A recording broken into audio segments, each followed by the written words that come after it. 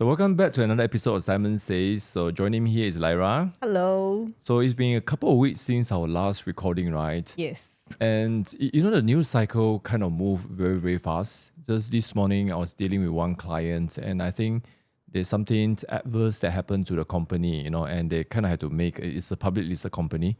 So they had to make a statement, make an announcement. But then the boss is just saying that, well, it's going to be just for a week. So kind of feel like that sometimes, right? You have very big news, and then after the media hoo-ha is over, then people kind of forgotten about it.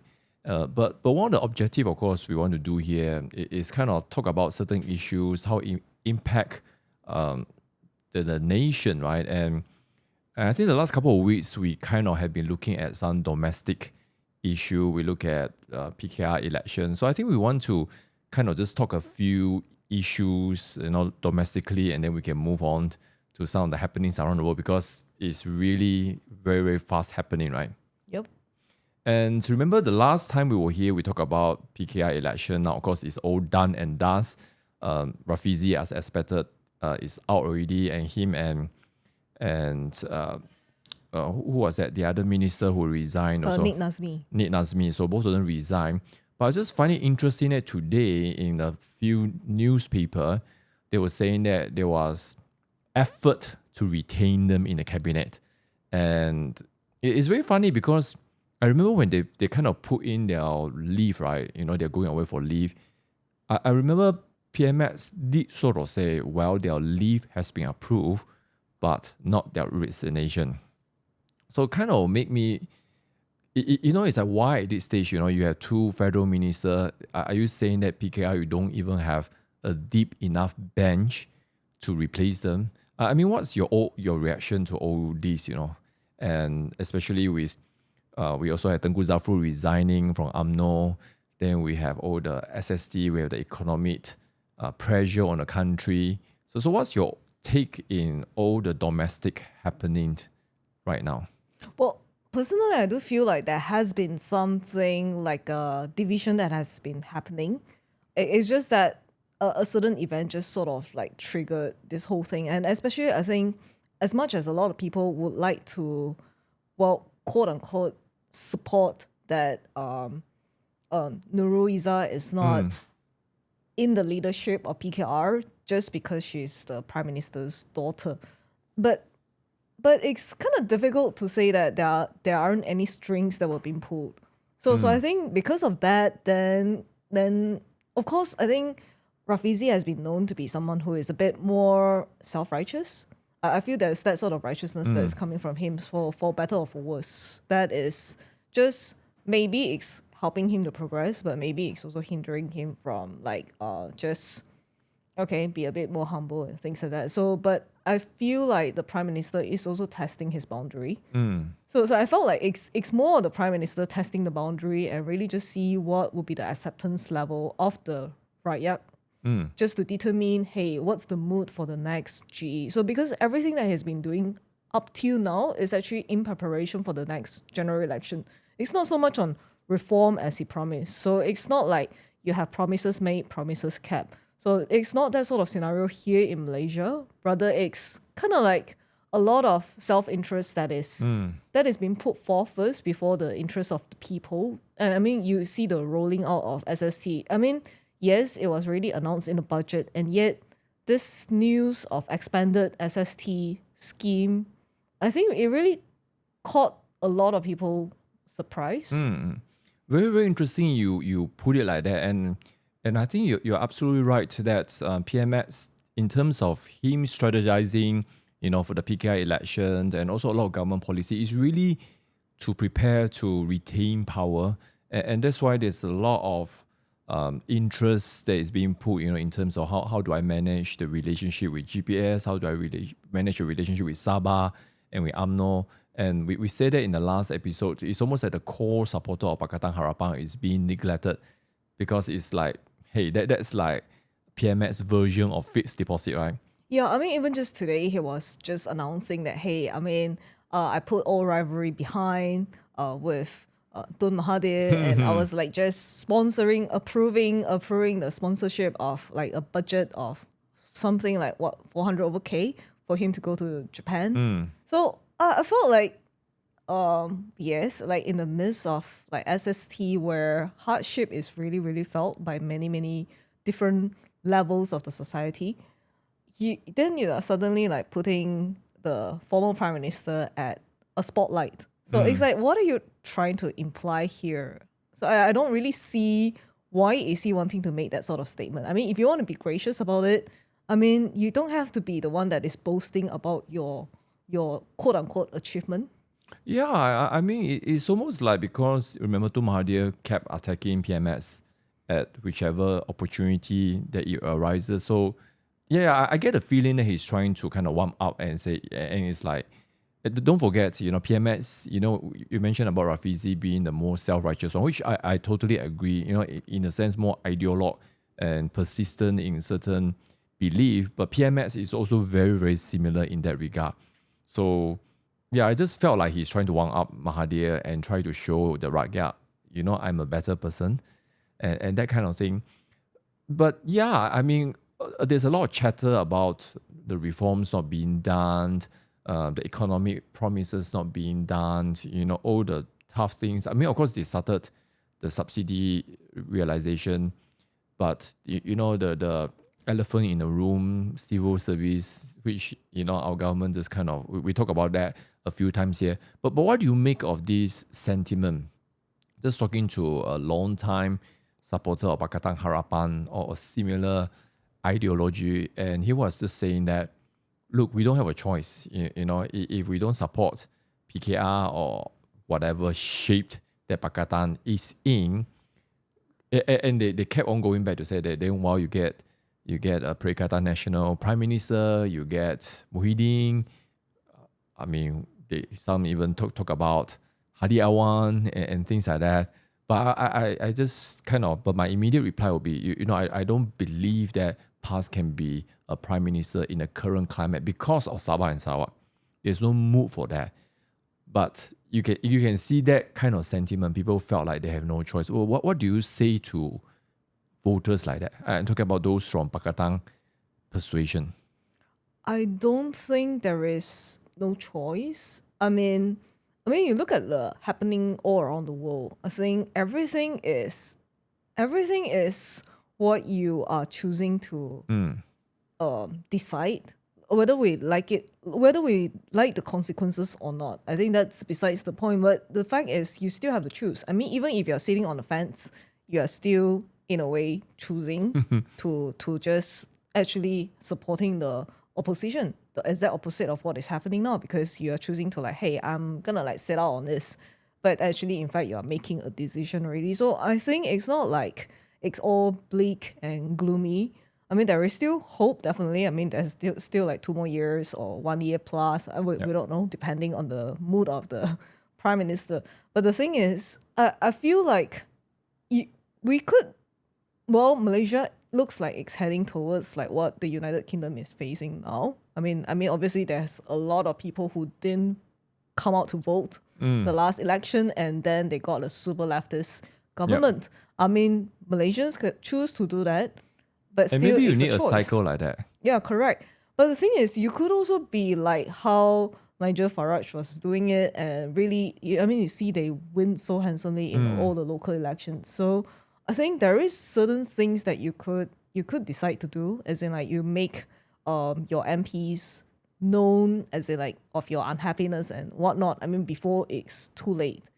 I mean, I guess because I mean, knowing the prime minister is someone who is, I feel like he's generally like gauging the mood, and a lot of U-turns have been turned around because of the mood of the people.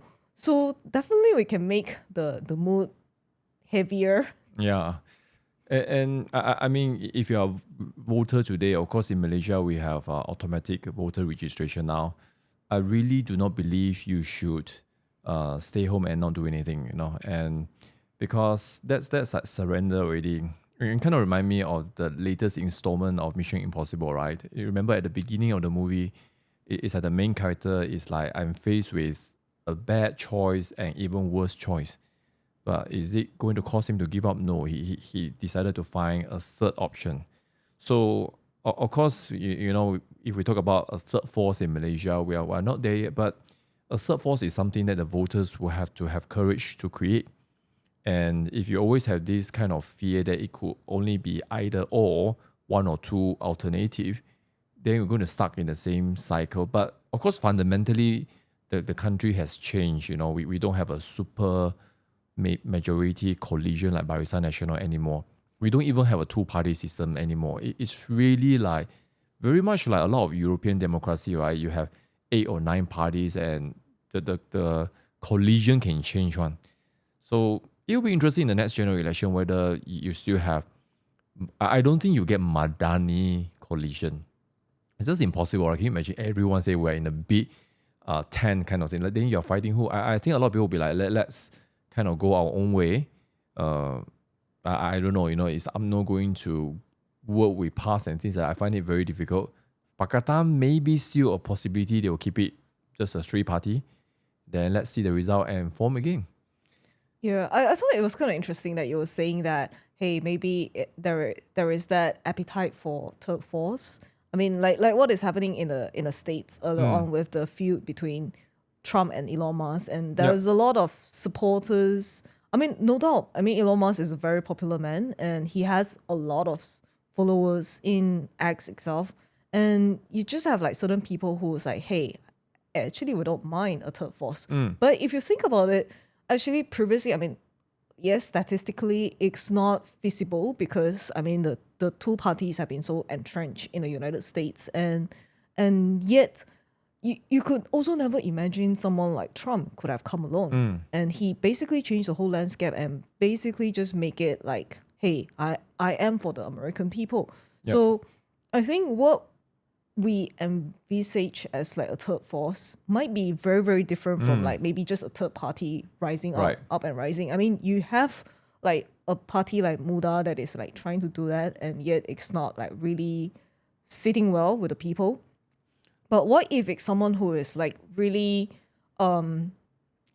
basically not influenced by all this like political forces, and it's like I don't give a damn about what's happening. I mean, you need someone who is like bold and courageous like that, and maybe there is a grassroots movement that can be stirred out from this sort of people. I mean, for better or for worse. Again, I mean, if you have a tyrant that is like able to garner that sort of support, I mean, then well, it will be very bad for the nation. But if you have someone who is like really at every juncture of his life is just thinking about the people first, then you could get a different kind of collision altogether. So I feel like we shouldn't be so narrow-minded in thinking that it must be like another party that is coming forth. What if there is some reformer that is from the existing parties? Yep.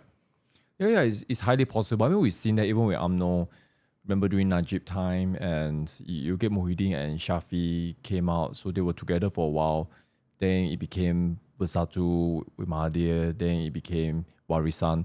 So it's quite possible. I mean, it could be political party or it could be a reform, And now since we talk about Elon and Trump, right? That's one of the things kind of still simmering, right? But it was a pretty big news for a while because it kind of shocked a lot of people.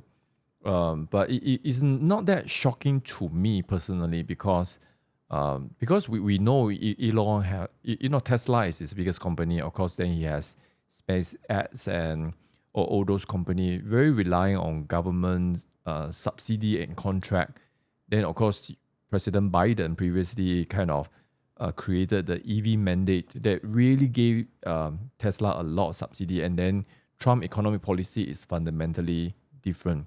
Try to help all the swing states, like all the car manufacturing are getting the tariff is aimed to protect them. So you get and of course I think a lot of people don't realize that Tesla and Elon Musk have a very, very strong footprint in China.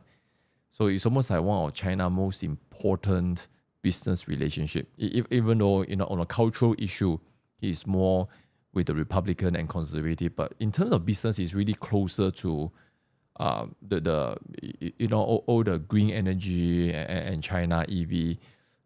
So not that surprising to me, but of course, it's really for people to understand, how do you navigate these kind of differences. So one of the first commentary, on the left, talking about people like Obama, Hillary, their biggest donor the past 10, 20 years has been George Soros. So somebody was just saying that you don't see Obama say this kind of thing to George Soros. And to be fair, I think when the whole event started, because Elon started the whole thing on ads and things like that, and Trump's response I felt was quite measured. But he still kind of is very direct. It's like, I don't know what happened to Elon, and he knew about this. Well, it's too bad, that kind of thing. So Trump did kind of make it very clear that no, you're not going to get your way. But I find a lot of people, especially the conservative, some of them get very jittery because they felt like Elon could be on their corner. Because, like they say he contributed to the conservative in this election cycle in the region of 350 to 400 million US dollar, which is like just a lunch money to him. But it is very, very significant. That made him the single largest Republican donor in the last cycle. So I get it that people are anxious, but what do you make of that? I mean, that's why sometimes it's better after a few weeks. I mean, it's like just 2 weeks ago, right? And the whole emotion is kind of like a bit flat already, and you can see that Musk kind of come back and say, he shouldn't have done that and things like that, which is, you think about his personality and character, it's not easy for him to admit that, right? He came out and said that the tweets were not done in a good way. So he kind of admitted he was wrong. Yeah, he said it went too far. So that's something, because he has a level of ego, as does Trump. So, but what's your take in the whole thing? Do you think it's something expected? Do you think it's something reasonable? Do you think it's something that people should be concerned about? Well, I think to begin with, he is a libertarian. I mean, at the very beginning of this whole election cycle, he has been showing that, hey, all this while I have been a centrist, and it's just that the left has been going too far left. That centrist has become the new right. Exactly. So I don't see why the conservatives should be like entirely worried, because the way I look at it is like, I think after it is like what you say. I mean, what we are trying to do here is really to help people to process how do you read into certain news and not be emotionally affected by this whole thing. And that's really the whole goal of this podcast as well. But going back to this topic, I personally do think that, I mean, knowing that was where he came from, and yes, I mean, it is a good thing that a billionaire is supporting the whole campaign, and he opened up the whole X platform and basically just reinstated freedom of speech. And I thought that was a great thing that he has done.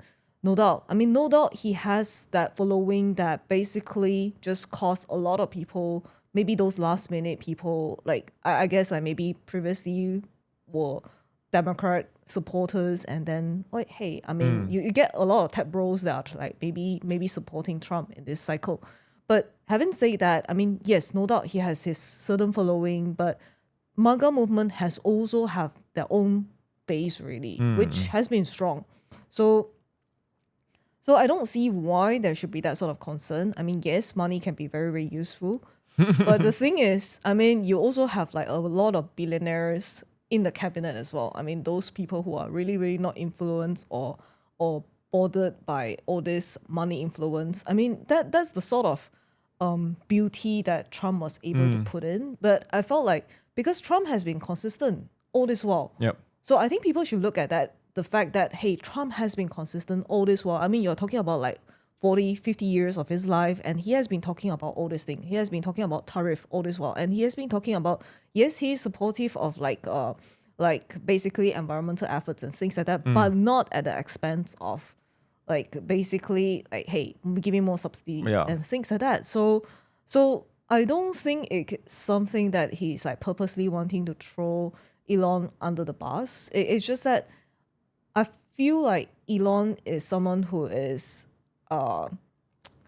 maybe there are certain ideas that get over his head, and no doubt, I mean, his company suffered greatly. I mean, in one night, like 14% of the share dropped and things like that. I mean, it is a huge pain. But the thing is, thinking about all this thing, I guess Elon should reevaluate how Which I he's think he's doing doing. business. Yeah. So yes, on one hand you want to pull back. On the other hand, you also, I mean, yes, you're talking about like lessening expenditure and things like that. And Trump has kind of like provided a way for many American companies, and basically you want to do that. So, but Elon is also someone who is very entrenched with CCP. Correct. Yeah, so people should think about that and really just Actually, his position is really more like Apple. It's like they have so much invested in terms of supply chain and factory and manufacturing. It's going to be very costly. But that's really Trump's challenge to all these entity that is very deeply entrenched. I mean, could be in China or any country for the matter of fact. And if you come back to America, and maybe it will take a while, but there will be benefit.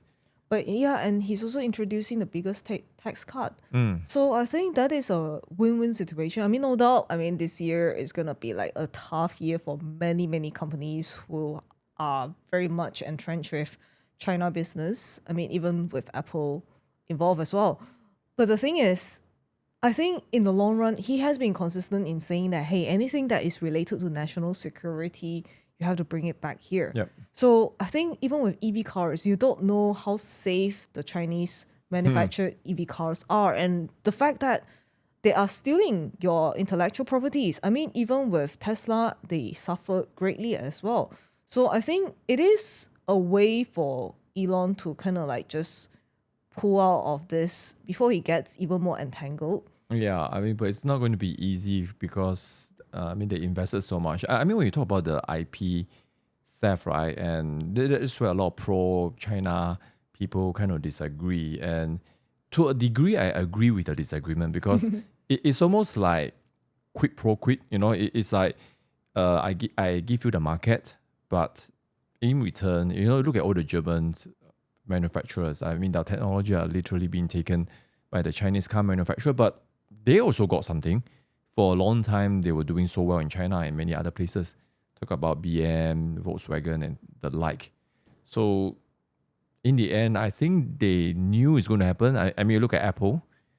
How much of their technology is being taken, and yeah, but that's probably another. I guess the point is, even for us, I mean, the readers as well and the viewers, it's like, how would you make a decision even in the midst of all this thing? I mean, like, how would you choose?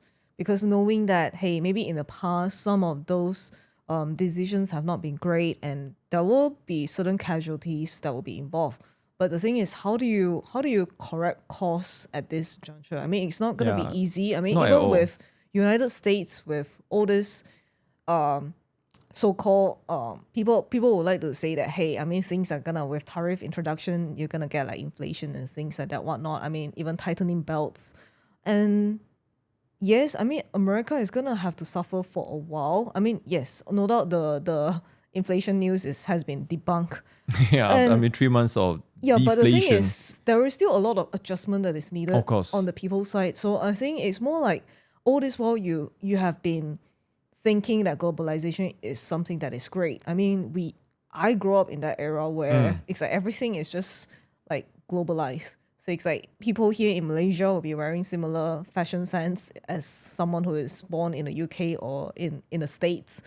But I mean, in that sort of upbringing, we're like so used to globalization that sometimes we don't realize that our worldview is like defined by globalization. And yet, when you have someone who is like challenging, hey, are you putting your nation's interest first? Yep.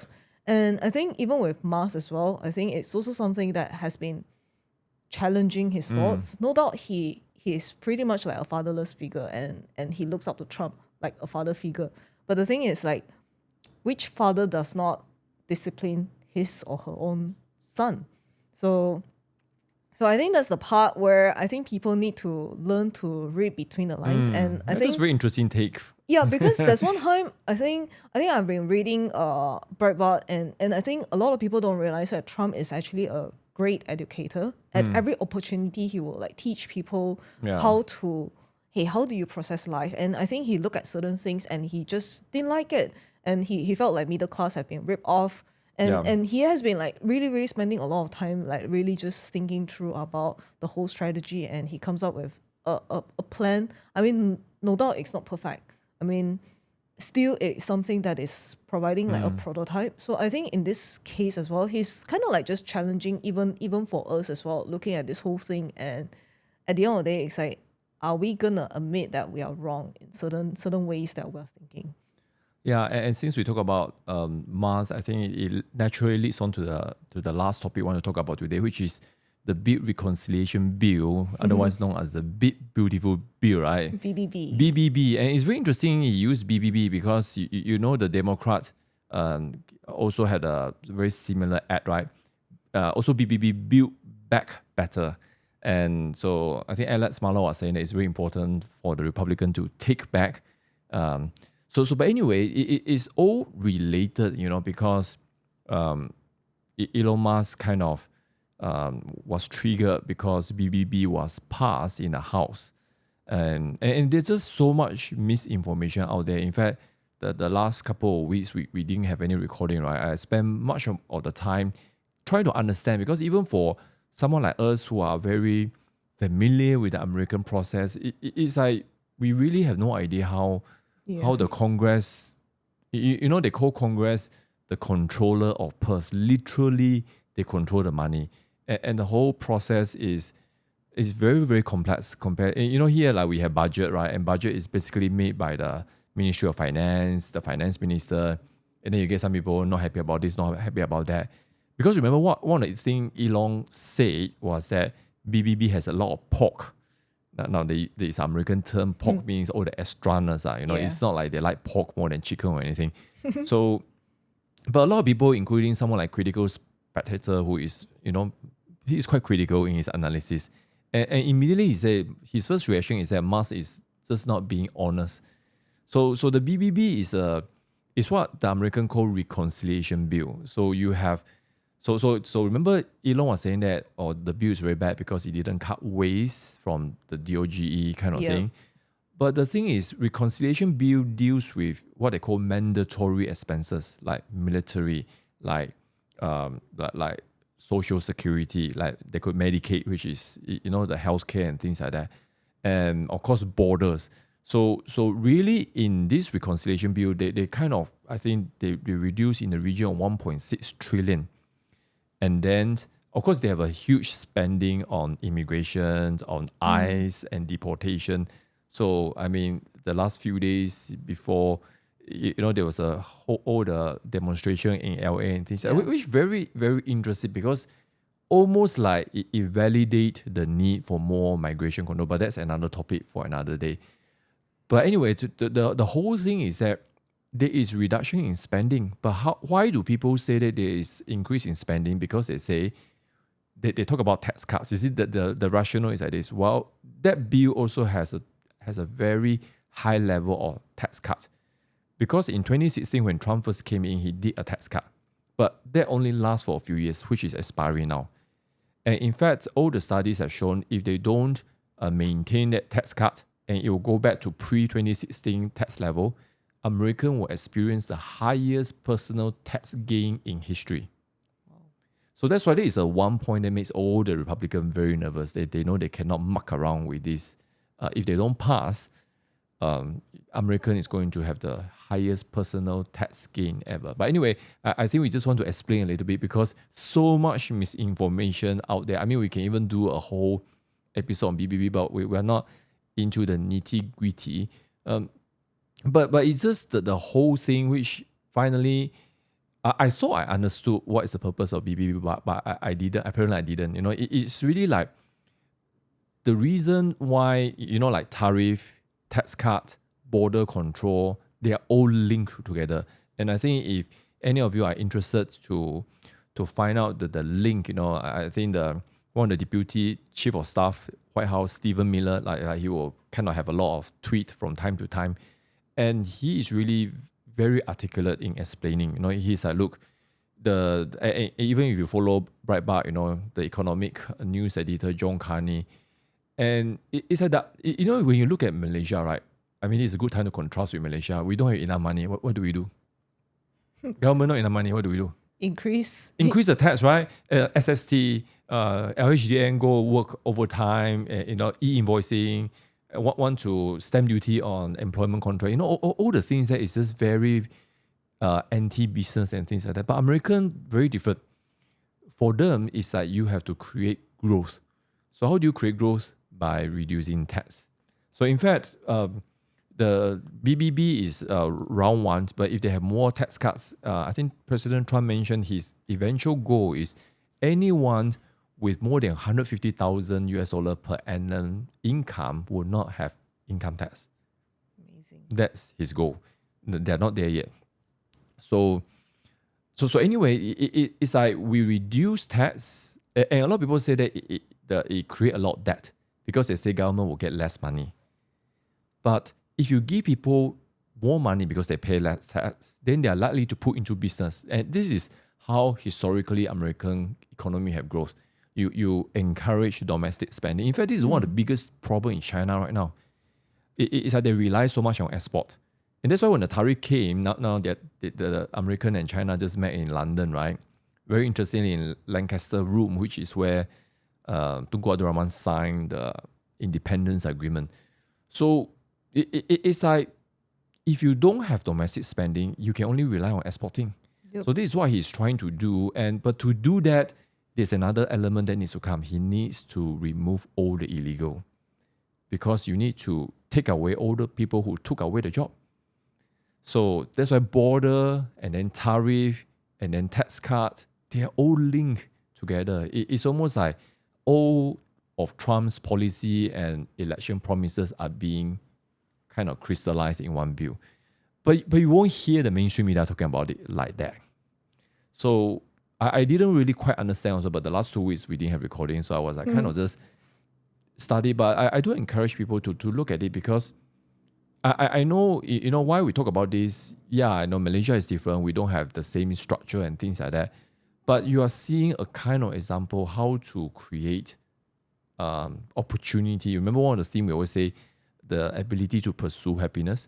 So that's what Trump is trying to do. Whether you have happiness or not is another matter. If you don't work, you want to kind of just take drugs all the time, of course, no happiness. But he's trying to create that people can have work to do, they can have high income. They don't need to look at certain sector and say, oh, well, the migrants are taking over. I mean, it's like here, right, we have certain industry like hospitality, like restaurant, a lot of local just say, forget it. Yep. Even in civil service, certain race is just like, forget it. Because this is what globalization does. It kind of put you in a box, and there's no way for you to advance or grow. So I'm not saying that everything America does is great or anything, but they provide an example of what could be. And if people will be willing to think out of the box. But anyway, this is my kind of thinking the last couple of weeks. But what's your thought on the bill, the tax cut? I know it's very, very complex, but maybe 1 or 2 points that kind of come to your mind, then I think we can kind of close today.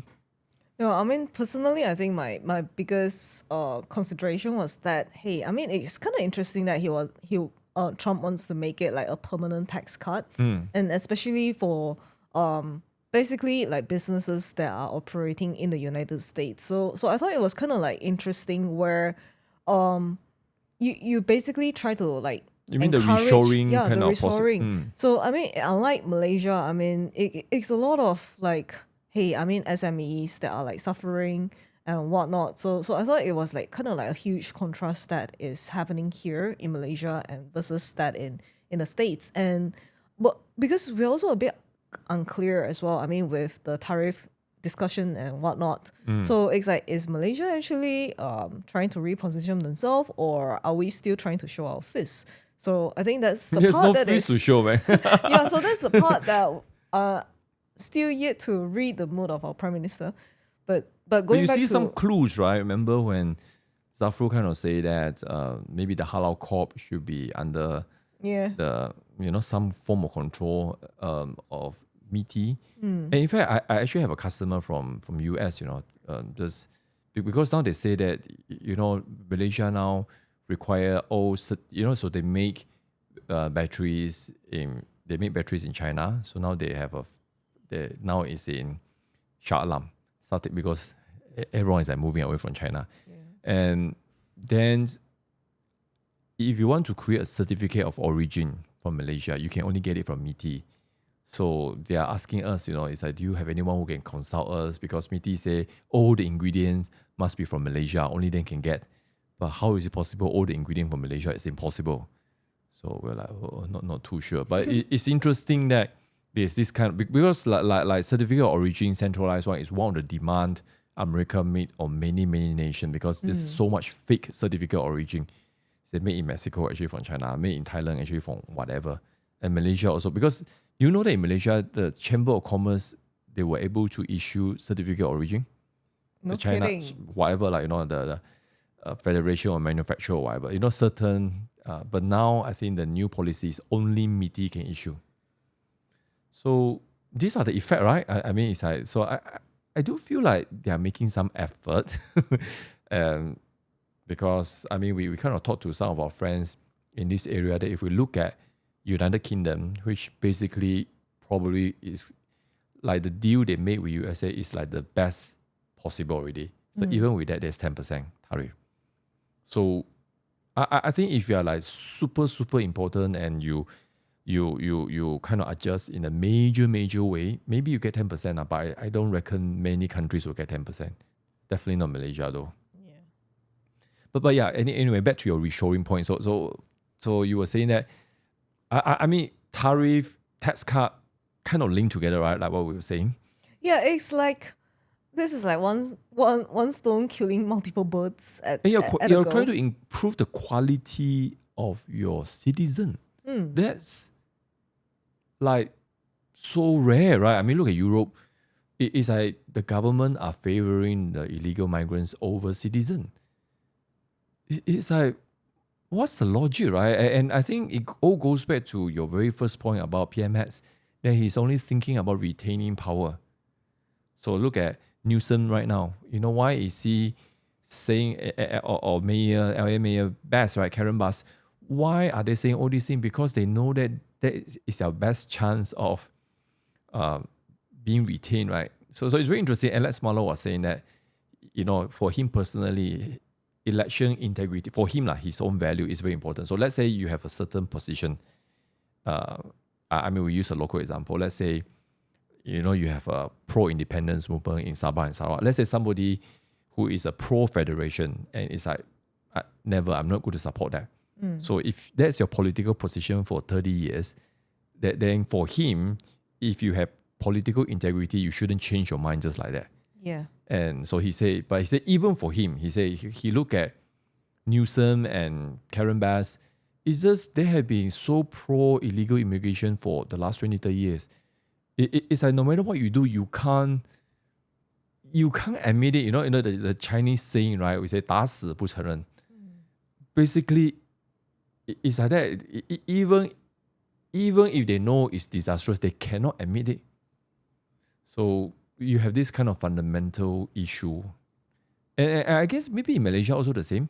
Yeah. It's just like people are just so used to getting in power, and very few people like Trump or even like Elon, like what Elon did with ads was very special. He really risked himself. Remember, he was talking to Joe Rogan, and they were just like kind of joking, what happened if Trump lost, right?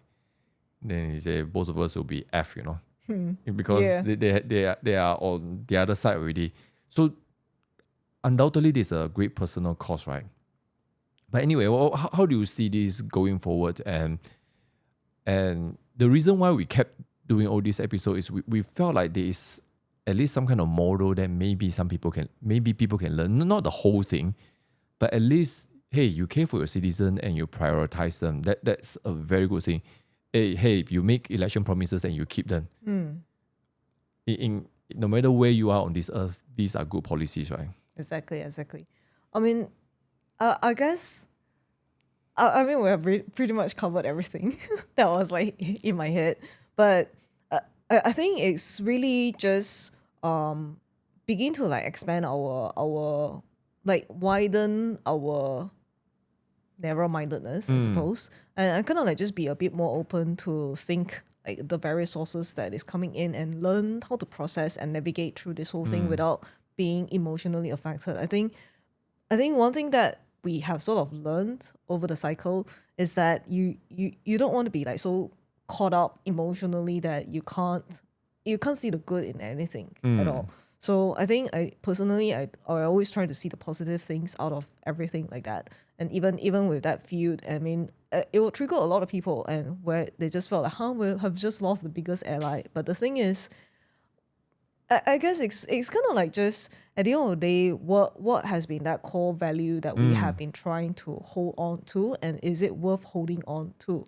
I mean, yes, no doubt you have been like that for the longest time, but you can still teach an old dog new tricks, right? So I guess that's the kind of mentality that we want to go forward, and I think that will actually help us in reducing our own sense of righteousness, and basically like we're not right all the time. I mean, we stand to be corrected. So that's the part that we do want to be a bit more humble and basically just approach the news cycle with like a lot of open mind. A lot of things like we talk about DAP election, PKI election, and how people are just feeling very negative about the future because it looks like Madani is not fulfilling the promises. But hey, let's be open. Maybe a different door of opportunity will open up. So, but anyway, today I think that's all the things we can cover. But I think going forward, we can kind of preview, right? I mean, China and USA, of course, just kind of concluded their discussion in London. I mean, not a lot of detail, but I think the next episode we will be able to talk about that. Then, of course, we kind of talk about the whole issue of illegal migration, which, I think very interesting, but I don't find that many reaction already in Malaysia, because here I think we can understand illegal migration quite well. Then of course, what else is on the horizon? I mean, it's like, I mean, July is coming soon, and with the SST coming, is it going to be another U-turn, that kind of thing? I don't know. In my mind, I just felt like there's going to be a U-turn, because it's almost like the reaction is not like, the reaction is mostly negative, but not very like out there, because I think people are just kind of numb already and very disappointed and find it very hard to verbalize already. But I just felt like there's a ground level kind of a swelling of discontent. So whether that will be sufficient to rock the boat next month, yet to be seen. Then of course, I think we want to follow up some of the episode we have done on tariff, right? Because the economic data are in 3-4 months after tariff, and it's pretty much what was predicted in this show. But anyway, I mean, we kind of take on the things. Then of course yesterday, you saw the big news, Israel and Iran, and that's actually causing some kind of friction among the American first, but which is very interesting. I think I always find that an opportunity to talk about differences and how we can reconcile. But anyway, so many topics that we can talk about. If you have anything in particular that you want us to focus, do drop us in comment, and we'll try to go towards that direction. Yep. So I think that's all for now. Bye-bye. Bye-bye.